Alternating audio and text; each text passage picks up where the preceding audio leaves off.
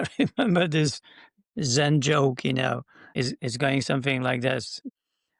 You go forward, you get better, and you die. And then you go backward, you get worse, and you die. And so the punchline is that, why not to go forward? I go forward. I choose forward. I'm not interested in books explaining me why we messed up.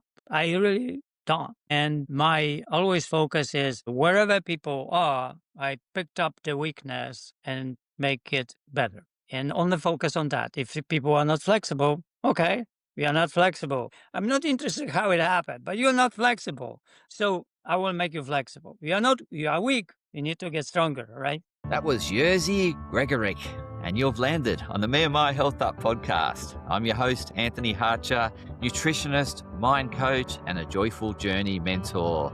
This podcast is all about enhancing and enlightening your well-being.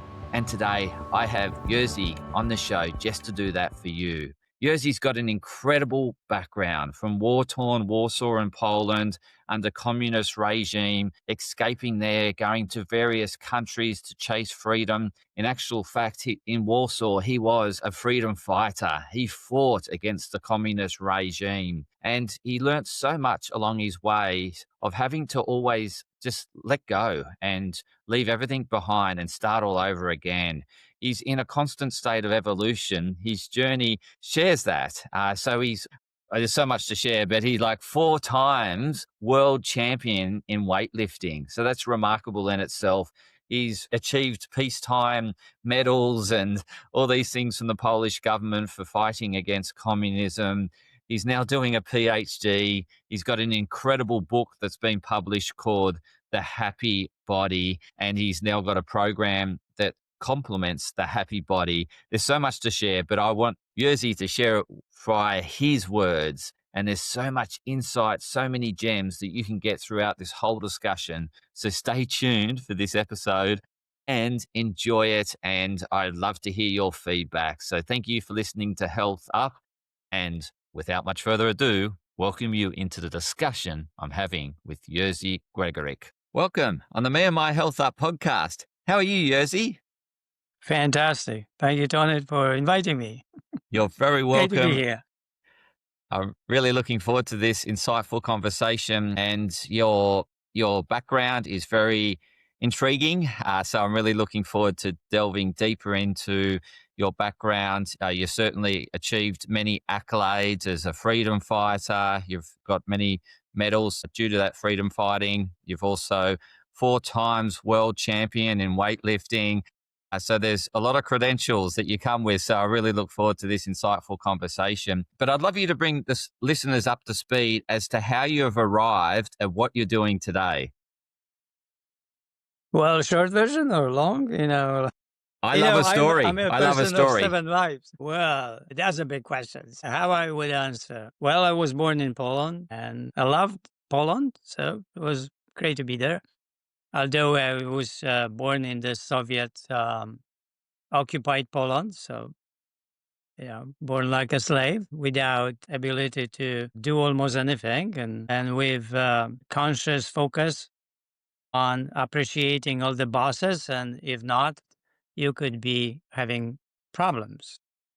So in a way, we all had to be Machiavellis in a Soviet occupied country. It was the situation that you could die on a daily basis. So that's how it was, tortured and so on, right?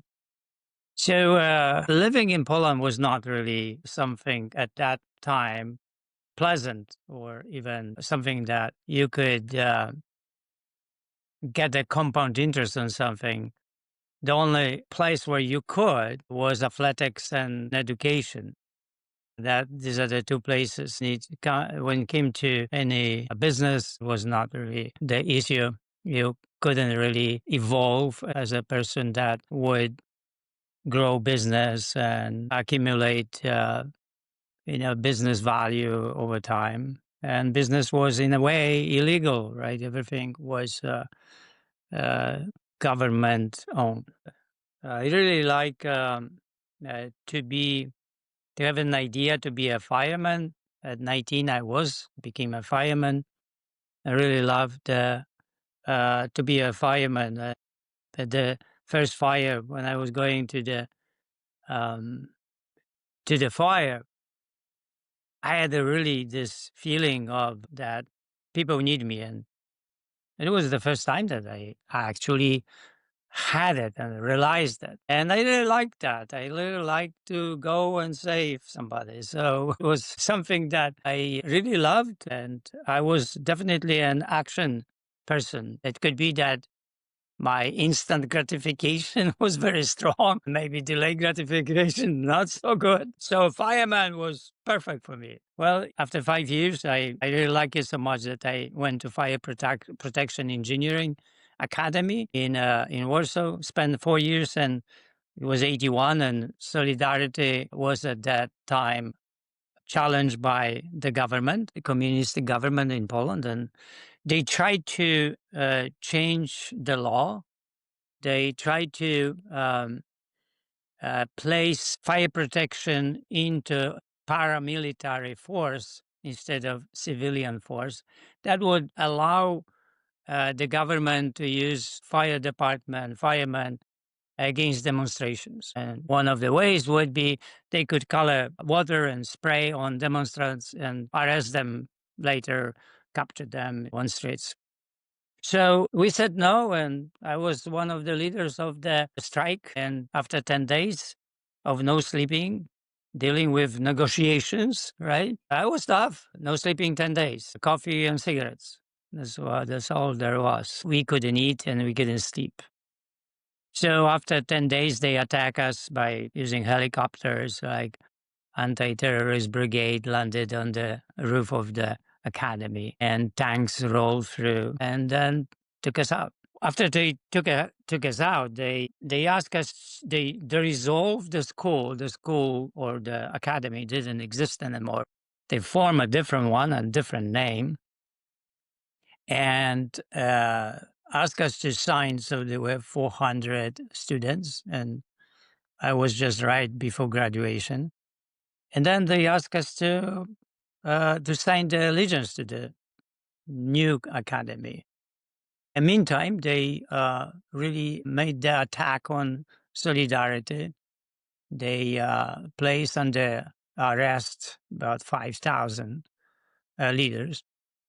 So the situation was pretty dark, but hundreds of us didn't sign the allegiance. They walk out of that. And because of that, I couldn't finish my, engineering graduation. I couldn't graduate, and I couldn't be a fireman anymore. So I lost everything, but also gained everything because I was now around Solidarity leaders. And that was an amazing experience that I gained from that. So first time I saw people that they truly loved people, and they were people that carried with themselves this unconditional love. And I thought always it was fake. It was not real. People pretended that to gain something. But when I actually saw it, it changed my life, flipped completely. And it was underground until 1984. And in 1984, Jerzy Gregorek was a priest. He was captured, he was tortured and murdered. And that was a really tough times for Polish people, losing him. And it was like the force was closing on me as well. And then I decided to leave the country and went to Sweden, then went to Germany. Because in Sweden, when I was in Sweden, I asked for a political asylum, but I couldn't immigrate because Sweden was not NATO at that time. I had to go to Germany. Meantime, my wife had problems with her passport to get the passport, but eventually she did. And she bribed people, and it was an amazing situation that she was going through with all rejections and finally bribing and getting passport and getting out of Poland. In Sweden, because what I experienced in Solidarity, that's why I say you lose everything, you gain everything. I became the person that really could help others when they were under difficult stress.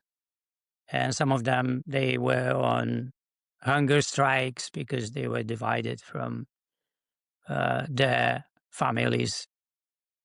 And I started seeing people, and somehow people like how I talk to them, and they started calling me village priest, and I was doing something that I was not doing before, and it worked.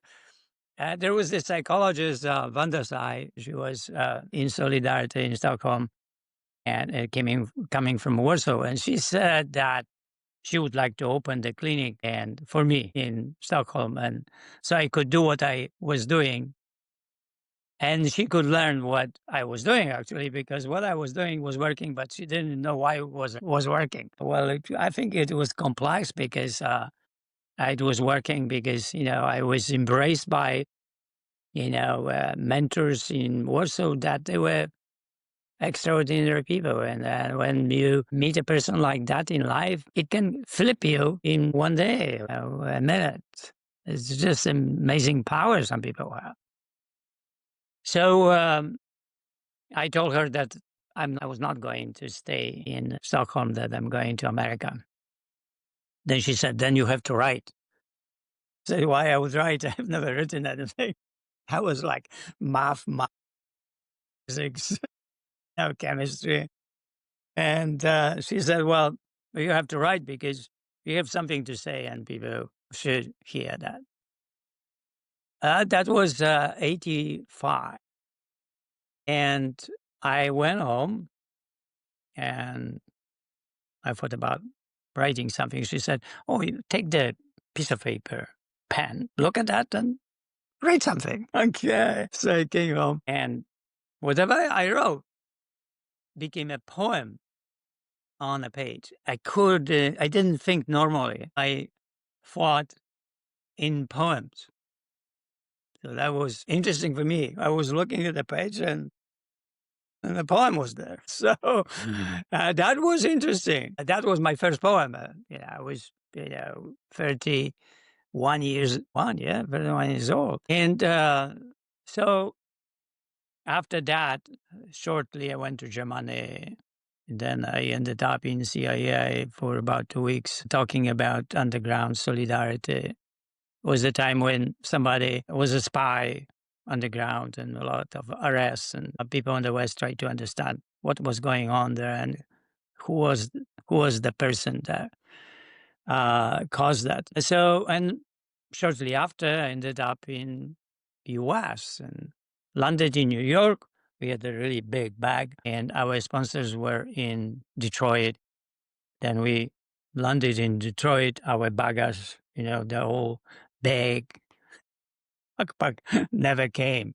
So we lost everything. We had turned the clothes on ourselves and $1,000. That's what we got. So after 18 hours, we knew that we didn't want to stay in Detroit. So went to the airport, bought tickets for cash there at the airport. I don't know what airline, but we landed in LA. When we landed, there was the person that was going to come and help us and didn't come. And so she was sick. She said she cannot pick us up. Then, my wife was really had big eyes and scared. So I said, well, we'll find a way. So, look at these people. Millions of people found a way. We'll find a way too. So I started calling and there was this Polish man who came at 2 a.m. So we landed at 11 p.m. and 2 a.m. he came and he said, I can take you somewhere, but I cannot take you where I live because I take care of this house and, I cannot take you there. So there was this man on the plane that we were flying, and he shared with us the address he was going to his aunt in Los Feliz. And so I said, well, take us there. So he took us there. And there was another man who was Polish guy who was renting a place, one room. he let us stay there, sleep on the floor, and we began our days. And there was this Polish family that living not far from there, and they let us also to live in the unfinished house that they were building in the backyard. And we started living there. They fed us, and it was really a great Polish family, and it was just with beautiful integrity. And they were also immigrants. The woman was captured in Poland, and then she was sent to Germany and worked in the camps there. And after that, she immigrated to Canada, and then came to US, and she became a barber and opened the store. So after 2 months, we were 2 months, we were walking around, and we like to walk. So we walk and walk until we walked to Glendale and we went to Burbank. And in Burbank, we found a Power Source gym. I walk in and talk to the owner. And meantime, I talk also to Bob Heiss. He was a president of American Weightlifting Association. And he said, coaches that come from Eastern Bloc, they become mechanics because there is no money for Olympic lifting coaches. So I said, okay, Bob, I don't want to fix cars. So what are the other options? Oh, he said, there's something new, but coaches usually don't like it. I said, what's that? And he said, well, it's called personal trainer. So people go to gyms and they know how to train, coach, and so they coach and people pay them. And that's maybe you will like it. So you go and check it. So I became this kind of a personal trainer at the beginning. And so the owner in Power Source said, I will give you 5 hours from Monday to Friday, $5 per hour. And you will be receiving people, introducing them to the gym, and writing them programs for whatever they needed. And everyone has this free hour. If they like you, they will sign for a private session, and we'll charge them $25, and you will take 15 and they will take 10. I said, okay. So I started doing that. And I really enjoy talking to people and also solving their problems. There were many problems, different problems. And so it's more fun because, it's not the same. Some people wanted to be beautiful, and some people wanted not to have pain, and some others wanted to be bigger, stronger, faster, or some other problems. So I was really good in solving these problems and writing programs and plans very fast. I had within a year, about 100 clients, and worked 16 hours a day, Monday through Sunday. I work. I really work. I still work, so I don't work so many hours, but I love to work. And in my age is that I work not to gain money. I work to save myself because at this age, senile atrophy can hit you very quickly. So working and solving problems is one of the ways to keep the brain alive and quick, right? So because it needs to work. So when I was in Burbank, there was this situation that after I worked so many hours, I asked the manager to give me a better deal. So Jimmy said, what do you want? And I said, you give me 75%, you take 25. I train almost everybody in this gym. And he said, well, we don't do that, things like this in America. I said, Jimmy, what do you mean in America? America is we negotiate, everything works, right? And he said, well, we'll see. I said, well, Jimmy, if I take the people out of your gym, 100 people, you lose a lot of money on a monthly basis and also membership. He said, we'll see how America treats you. I said, you really want to see it? He said, yeah. I said, okay. So I drove around and to find the gym, and eventually I found on Lancashire Frank's gym, and I went there and I asked Frank about, and Frank said, "Wow, you can bring the people here. They pay membership, and that's it." I said, "So what do you mean that's it? You don't want any cut out of that what I do? I said, no. So I right away, I love maths. Right away I understood that if my clients come here, I have 100%, not 75%. So I said, well, fantastic. I told everyone as January 1st, 1988. So I spent 1 year, 87, in power service. And as I'm moving, my wife as well. If they want to move, they have to meet me in the gym, Frank's gym on Lancashire Boulevard. And everyone moved. So I had 100%. Right. So I called Jimmy. I said, Jimmy, thank you so much. And Jimmy hang up on me. I didn't want to talk to me. It was crazy. Then Gold's Gym opened in North Hollywood. We moved there. And then we started really training people and solving their problems. And years were passing. And we started really understanding there is a certain way of approaching health and healing and getting better. And that certain way could be actually some kind of a program with certain standards of flexibility, strength, and posture. That's all what people want. Sometimes they want vague things like energy, but if you follow the strength and you follow the speed, coordination, mobility, then you'll get there. And the wanted make people powerful, flexible, stronger, fast, and we wanted that. But also, many people wanted to lose weight, so we competed at that time, and so we knew where is that spot, the sweet spot where the body performs the best. We watch athletes, look at soccer players, weightlifters, and hockey players. What was the relationship between the height and the weight? So we map everything, bridge everything, and we had the body weight. And we found the body fat by competing. I was about 3% body fat when I competed, but off season I was about 10%, and Anila was about 13%, and she competed at 6-7%.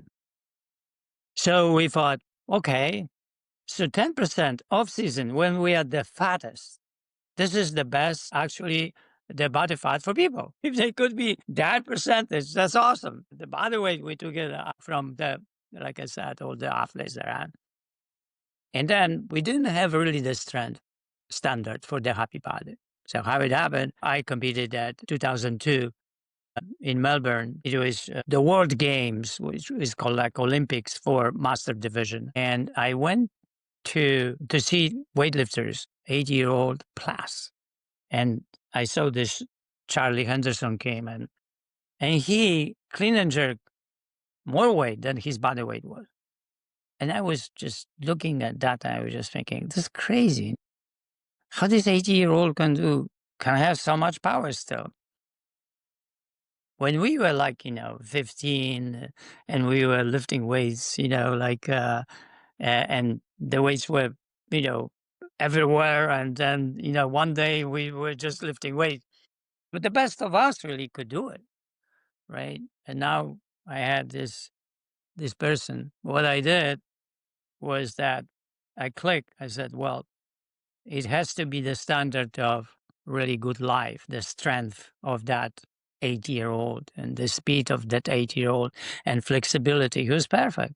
So that gave me the idea of how to transition all the numbers and make them numbers for regular lifts, for standard lifts that could be the happy body exercise program. And that was good. That was the last thing that we needed. We had numbers for flexibility. We had numbers for leanness. We had numbers for the body weight. So we had numbers for posture. We knew how to set it up. And I had an engineering background, so it was easy for me to create something that would be measurable. And I like measurable because it's honesty, like you are responsible for something. If you are, then you have to measure it. If you don't measure it, then you are not responsible. You say approximately, and that's it. So the happy body is all numbers. So if somebody wants to challenge that, there are numbers. So challenge me, challenge the book, right? And it's amazing system that helps people to regain flexibility, get stronger, dealing with the age, and prevent sarcopenia and challenge, senile atrophy, that shrinking of the brain and everything else in our body. So the book was in our brain, but the book was not really written. So we hired the writer and spent about half a year, gave us the written material. So it was horrible.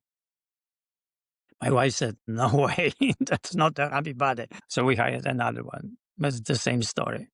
So I said, "Daniela, we have to become writers. There's no way that somebody can pull us out of it, this thing. So what is inside?" So she said, "Well, okay. So what do we do?" We entered the Vermont creative writing program, spent 2 years and became graduated with MFA in creative writing. And then took us about, 10 years really with editors and, helping us to actually write that textbook, the book that would explain why we were doing it. So the philosophy had to be the part of the book. Why the happy body? Why do we need it? Why there are standards? So philosophy is about half of the book. And then the other half of the book is, okay, if you know why now, it is usually that when people understand why, they would bear the how. Then the how has to be the plan. So another half is the plan.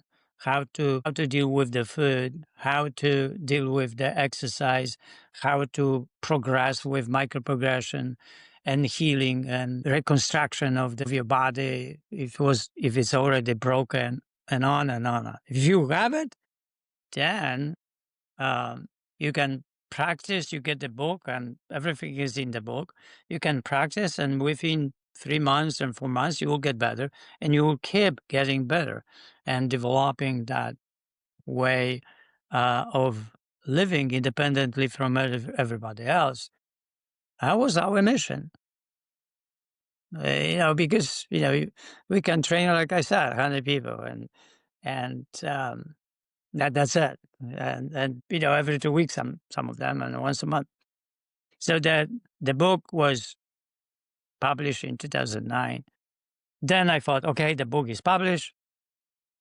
Now, then what's now, right? The people will buy the book and everything is, our clients too. But that's what didn't happen. So still, when even people had the book, they had the why, they still had difficulties, suffered the consequences of not following. And it was really difficult for people to follow. Okay, so then I kept seeing people differently now, once a week, and trying to mentor them toward that. I started writing poems when I saw the suffering, and then dialogues with fatalists and the master, creating scenarios of mental health and creating the ways for people that could become the masters of the mental health and well-being. And until today, this is how everything goes. We keep evolving and keep educating ourselves, trying to understand what is more needed for the happy body that would help people to engage and succeed within. 3.5 years ago, my daughter went to college, and I said, okay, people always wanted the research for the happy body. So I didn't understand the research, therefore the search, or what is the research? We created the whole thing. We didn't really research it. And what kind of research is that? And then I really didn't understand, but I knew that PhD has to happen. So when my daughter went to school, I said, Aniela, we are going to go and do PhD. So we started, 3.5 years ago. Aniela started, we both started mind-body medicine department, but then I flipped into the humanistic psychology.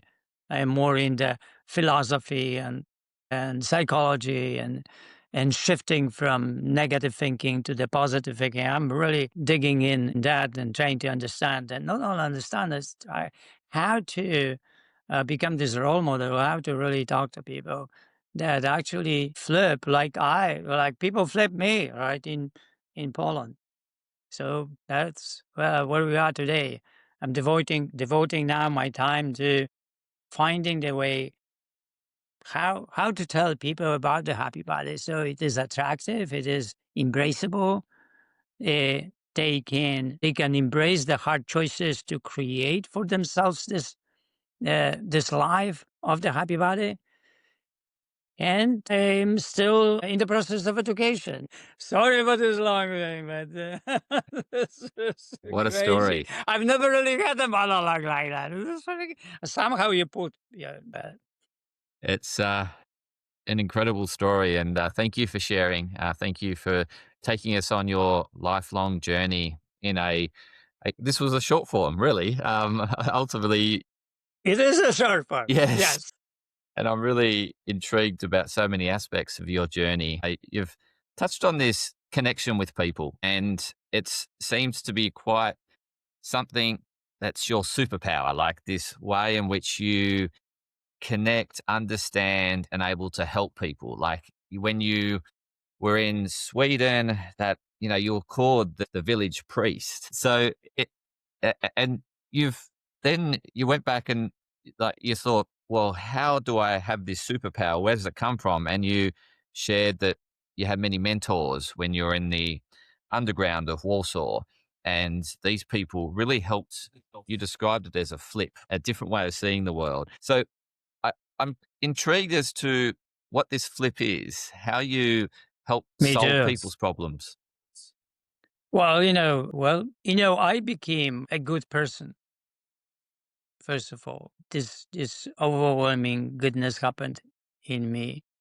Also, during the solidarity time, it was this time in Poland, like it is now, maybe, but it was the time when Polish people were happy, and you could talk to everybody everywhere. And I really loved 80 and 81. When you when you meet certain people, so I met Thich Nhat Hanh, and I met Thich Nhat Hanh here in it was 80s, it was maybe 88, 89. In Malibu, he gave this ordination for Buddhists and ordain us as Buddhists. And I met Thich Nhat Hanh, and Thich Nhat Hanh was this kind of human being that when you were around him, it was blessing. It's like you were blessed by human being, so there are people charged with something with so much goodness, I guess, that it's very clear that when you are in front of that person, and then it's very clear that that person creates safe for you 100%. You're safe with that person. And also you are wished good and everything else. So you start experiencing that. And once you start experiencing that, you want to live that kind of a life. Of course, to become Thich Nhat Hanh is somehow he became, because I remember I started reading in his books, and as soon as I came to US, and I read all his books, and his books were for me like, I don't know, prayer. It's really hard to describe, but I really like his words and kept reading them and kept reading, and I never had enough really of Thich Nhat Hanh writing. So now, even though we lost him, I still, buying the books and reading them. So to answer your question, there is no way to find out why Socrates happened, right? Or Zeno, right? So the Solidarity members like Severin Jaworski and Popiełuszko. What happens to these people like Professor Weichert, that I was fortunate to be around them. And but the people like that exist in the world. I always look for them. So I remember Chopra and Wayne Dyer and when Wayne Dyer, we heard Wayne Dyer, we went to the conference and introduced ourselves to Wayne Dyer. We love Wayne Dyer.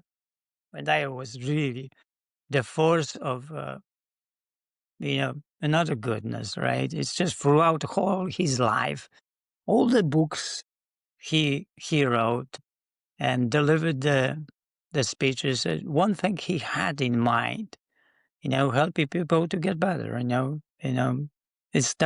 That's was his mission.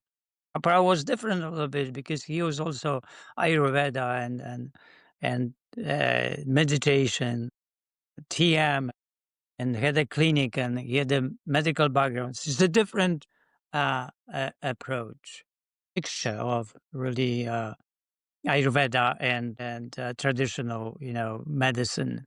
So mentors.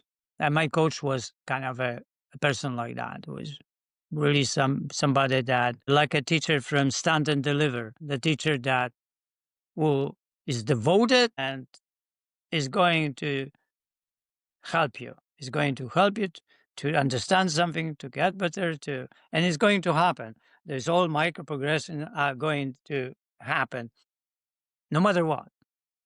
Right? You start believing right away from the first day that this teacher is going to stay with you.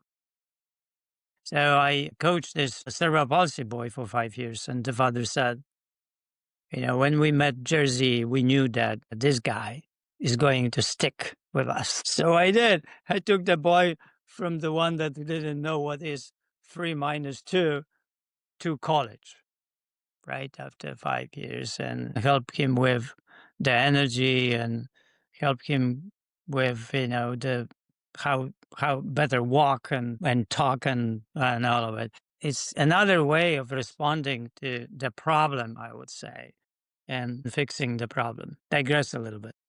Not at all. You certainly shared how you've been inspired by those that have managed to hold the space for you to feel calm and safe. And in a time when everyone felt very unsafe with the uncertainty of not knowing what the communists would do. And so these people held that space for you to feel safe, and it enabled you to want to learn more from them is to, how can I feel more like this? And you've been on a lifelong journey. What would be your life lessons from, all these countries you've been to, living under extreme suppression, the uprising and fighting you, to starting all over again many times? What's been the big standouts for you in terms of what you've learned from life? It must be the thinking forward, like focusing on where you are in the present moment and enjoy present moment, first of all. The worst thing that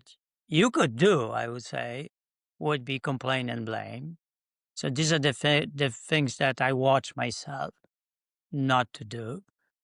And they help me, to go forward, to accept the present moment, no matter how hard it is. And it's present moment. I was always interested in the present moment. What do I do to get better? I never been interested in why I arrived to that place. And I've never been interested in my clients, how they arrived to where they were. My focus was only how to make better that place. And that's how I was to everyone. And that's what only my focus was. I remember this Zen joke, is going something like this. You go forward, you get better, and you die. And then you go backward, you get worse, and you die. And so the punchline is, why not to go forward? I go forward. I choose forward. I'm not interested in books explaining me why we messed up. I really don't. And my always focus is wherever people are, I picked up the weakness and make it better. And only focus on that. If people are not flexible, okay, we are not flexible. I'm not interested how it happened, but you're not flexible. So I will make you flexible. You are weak. You need to get stronger, right? Like cerebral palsy couldn't lift the bar, 15 pounds bar off the rack. And after 5 years, he pressed almost 170 pounds. So, okay, you are not fast, all right? We need speed. We are not flexible. You are, slouch. So I'm not going to tell you how bad these things and so on and what you did and you brought yourself to it. That's not really interesting. But interesting for me is how I can get you from really slouch to really beautiful posture, right? So I think that is the main thing that we need to learn to flip from negative to positive. And it's not easy, of course, right? Because it can be years of practice and being around people that are positive. So you see, I was around people who were positive and never complained. Solidarity with a lot of people like that. Never complain. I've never heard, Thich Nhat Hanh complaining. It's, Mother Teresa complaining. It was really weird, right? So there is something about that, when we complain, we make ourselves a victim, make ourselves in a place impossible to come out of it. So it is that ownership that needs to be done can only happen when we take responsibility for the present moment in the present. Then, there is other thing that my coach taught me something, he said, Olympics are a flicker of a horizon. It's not the fire. So don't train too hard, but enjoy the training on a daily basis and weekly basis and monthly basis and yearly basis, and things will happen. So that I learned not to have expectations, pursue something, pursue, the PhD or Olympics or, understanding certain like stoicism, or poetry, but not really expect that I will be a great poet, right? It's not really important, really. So what's important is that whatever happens, that's what happens, and that has to be enough at that time. And then you have time, then you keep practicing more. And it's not important to really go to Olympics, but the journey is important. It's like we learn something. When I left, I couldn't graduating from engineering department. People that said you lost everything, but I didn't really feel like I lost everything. It still was an engineering. I could design things. It's not like I lost everything. No. So the journey was there. There was 4 journey of being in academia, and it stayed with me. So the journey is important, and the journey needs to be pleasant, kind, joyful. And I understood that we need goals. We need big goals, not small goals. Not like losing 10 pounds, 20 pounds, or going to the gym every day for a month.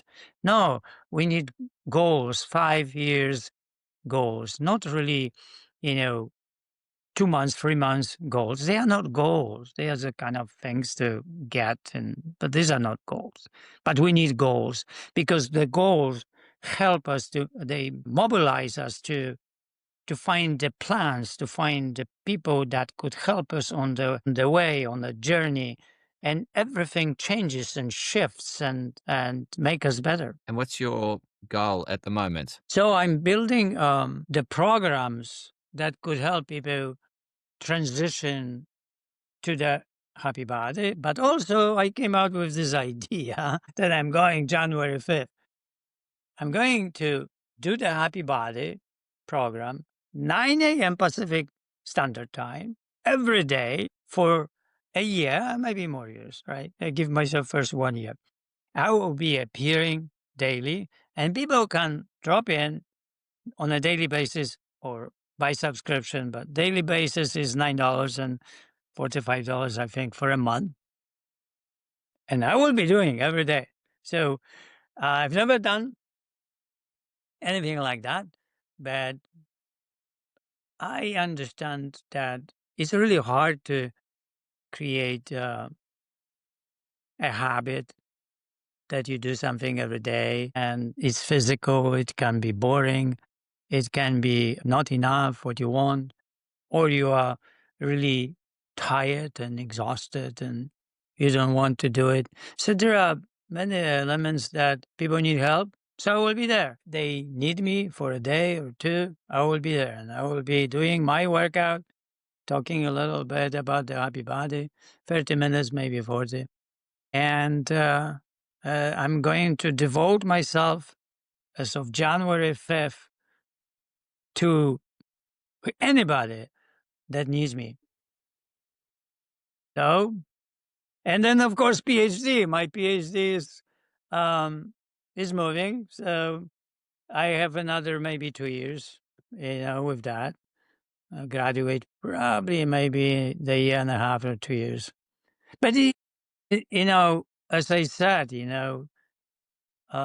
enjoying the journey is the ultimate wisdom. Then things happen, right? So, and then when things happen, then there's something else happen because it gives you this joy that you did something. And when you do something and it's good, you're, proud of yourself that you become the person that is good for yourself, right? That you are good. That it feels good. You've shared such incredible wisdom and insights with the listeners, and I really thank you for everything that you've shared. I'm really keen for you to share how the listeners can, first of all, buy your book, and secondly, join you on this program starting the 5th of January. Yeah, of course. Thank you. Well, thank you for inviting me. It's always, it's a constant talks about that creates the first message. And that's why we talk. That's why talk is important, because somewhere somebody maybe will listen to this and flip, right?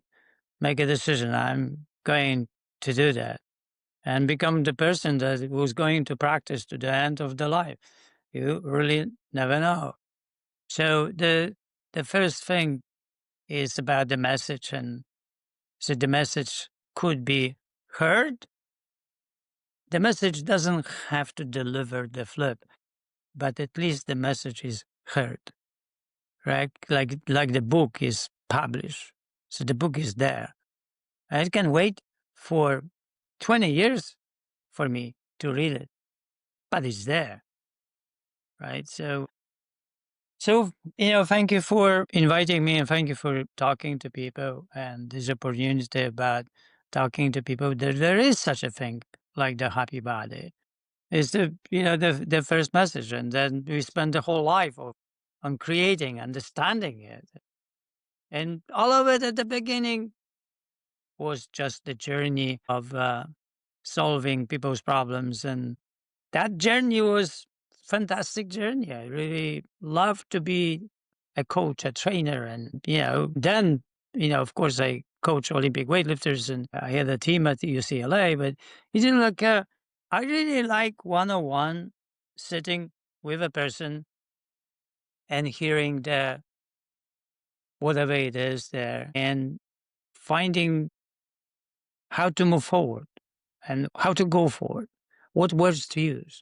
I always believe that there are words, the right words in the right time to the right person. When you actually find that, it's magical. People can, flip, can practice for 40, 50 years, and you would never think that that person would do such a thing. But such a thing exists. I had this client that came with his wife from Nashville, and my other client sent him. I didn't want to see him because usually I coach people, but my clients insisted. So I said, okay, great. I'm going to see him. So he came with his wife. I talk about 30 minutes about the happy body, how great it is. But then he said, yeah, I understand a little bit, but I don't care. I said, you don't care? And he said, no, I don't care. And I look at the wife, and wife was like something dark came on her, this fear and sadness together. And that flipped me into seeing something here. So I told him, you don't have the right not to care. And he said, of course I have the right. I said, no, you don't. And he said, yes, I do. I said, no, you don't. I said, why do you think that I don't have the right? I said, well, because you messed up. You get married and you're not alone in the world. And you have 2 kids and you have responsibility. You are not alone. If you came here to me alone, you are not married, and you told me, I don't care, well, it's okay. You don't care, you don't care. But not in that situation. You have responsibility. Your life is beyond you, is bigger than you. That's why you don't have the right. So I didn't hear anything for half a year, and my client says, do you remember this guy that you saw? And I said, yeah, I remember. What happened? He said, he bought the book on the plane, he read the book, they landed in Nashville, went to Whole Food, bought all the food, and he lost 60 pounds in a year, half a year, I think. I said, wow, it's incredible. And I was shocked, you see, because we really don't know. What words? We know only after the fact, but we don't know which words spoken to the person and in certain time and certain way can create such a thing. It's just one example, but it's 1 in 1,000, right? So it's not such a thing that I can do every day or I hear every day. No, but I know that these words exist for every person. That's why it's important to talk. That's why it's important to read. Because in a book, you can find, you can read 100 books and then you have a book and you read like 5 words there and they really shift you, right? Flip you, change your world completely. So I believe that language is powerful and poetry is powerful and proverbs and affirmations are powerful. And sometimes, those 5 words appear, and we maybe need 4 or 5 years or 10 years to read before we arrive actually to the place where we can actually assimilate them in that certain way. And therefore, it's important for us, I think, to read, keep reading every day. I read every day, I write every day, I coach every day, exercise every day. Why not? Fantastic. And you're no doubt flipping someone somewhere in the world every day. As you said, you don't often find out till after the fact. So I really thank you for spending such a large amount of your time relative to probably some other podcasts you may have done, but I really appreciate you sharing lots of words of wisdom with the Health Up listeners. I'll include links to your book, links to your program in the show notes. So listeners, please go directly to those links. And I just want to thank you once again, Jerzy, for coming on the Me&My Health Up podcast and sharing all your wisdom with the listeners. Thank you. Tony. I appreciate your questions and appreciate listening to me. It was actually amazing the way that you listen. So thank you. I appreciate that. And, I hope I will come in a year or two and tell you the certain stories, how they evolve. How was the journey, right? Absolutely. I'll definitely want to have you back on because we'll have lots to talk about your PhD and or everything else you've achieved in the meantime. To the listeners, please share it far and wide. If this has resonated with you, it's caused some sort of flip. We want to get this out to many people as possible so that they can experience the words, the wisdom from Jerzy. So please share it far and wide and continue to health up in your way. And as Jerzy said constantly, it's all about enjoying the journey. So it's finding what resonates with you and applying it, doing the discipline, doing those micro progressions every day. So please look at, buy Jerzy's book or listen to him on other podcasts, follow Jerzy because There's gems there waiting for you, waiting to really cause the flip in your life, and particularly around body transformation. But to me, this conversation with Jerzy hasn't just been around body transformation.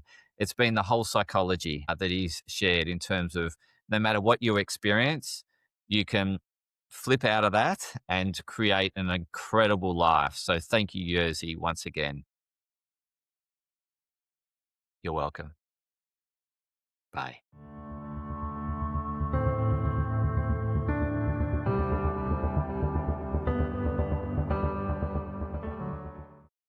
Podcast disclaimer. This podcast and any information, advice, opinions, or statements within it do not constitute medical, healthcare, or professional advice and are provided for general information purposes only. All care is taken in the preparation of the information in this podcast. Connected Wellness Proprietary Limited, operating under the brand Me&My Health Up, does not make any representations or give any warranties about its accuracy, reliability, completeness, or suitability for any particular purpose. This podcast and any information, advice, opinions, or statements within it are not to be used as a substitute for professional, medical, psychological, psychiatric, or any other mental health care or healthcare in general. Me&My Health Up recommends you seek the advice of a doctor or qualified health provider with any questions you may have regarding a medical condition. Inform your doctor of any changes that you may to your lifestyle and discuss these with your doctor. Do not disregard medical advice or delay visiting a medical professional because of something you hear in this podcast.